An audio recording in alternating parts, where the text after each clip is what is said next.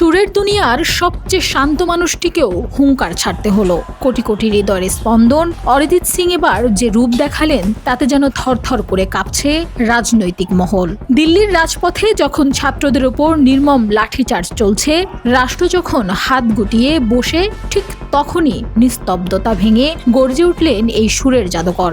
মঙ্গলবার সকালে সোশ্যাল মিডিয়ায় তিনি যে বিস্ফোরণটা ঘটালেন তাতে নেতা মন্ত্রীদের মসনদ রীতিমতো কেঁপে উঠেছে। ক্ষমতার মোহে অন্ধ হয়ে যাওয়া প্রশাসনকে কাঠগড়ায় তুলে তিনি প্রশ্ন করেছেন, ছাত্রদের মারধর করছেন, লজ্জা করে না? নিজেদের ভগবান ভাবছেন? নেতা ও মন্ত্রীদের চরম হুঁশিয়ারি দিয়ে অরিজিৎ পরিষ্কার করে জানিয়েছেন, ক্ষমতার বড়াই করে সাধারণ ছাত্রদের কণ্ঠ রোধ করার দিন শেষ। কিন্তু অরিজিৎ কি শুধু রাগ দেখিয়েই ক্ষান্ত হলেন, নাকি ক্ষমতার অলিন্দ নাড়িয়ে দিতে তৈরি করলেন নতুন কোনো চাল? শুধু ক্ষোভ প্রকাশ করেই নয়, দেশের সাধারণ মানুষকে নিয়ে লড়াইটা এবার অন্য জায়গায় নিয়ে গেছেন গায়ক।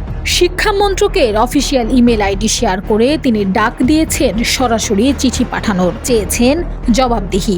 শান্ত মানুষের মনের ভেতর যখন আগুন জ্বলে ওঠে, সেই আগুন সহজে নেভে না। অরিজিতের এই জ্বলন্ত প্রতিবাদ কি বাধ্য করবে প্রশাসনকে হাঁটু মুড়ে বসতে?